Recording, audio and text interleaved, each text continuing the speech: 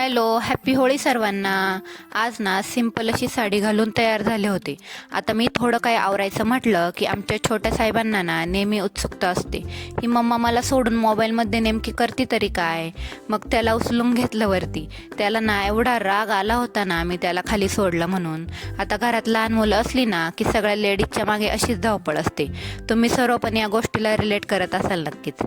आता होळी रे होळी पुरणाची पोळी असं तुम्ही सर्वांनी ऐकलंच असेल. तर आज मस्त पुरणाच्या पोळीचा बेत होता. छान कणिक मळून घेतली आणि म्हटलं चला गरमागरम पोळी बनवूया.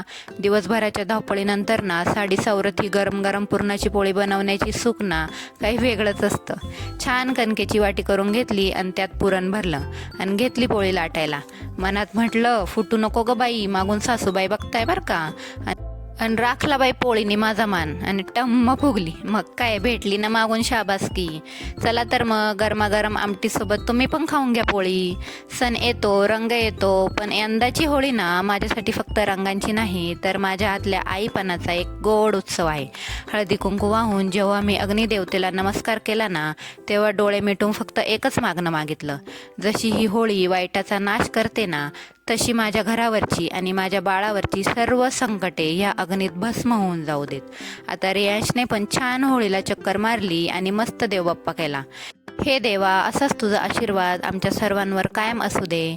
तुम्हा सर्वांनाही होळीच्या खूप खूप शुभेच्छा. चला भेटूया नेक्स्ट ब्लॉगमध्ये. Bye bye.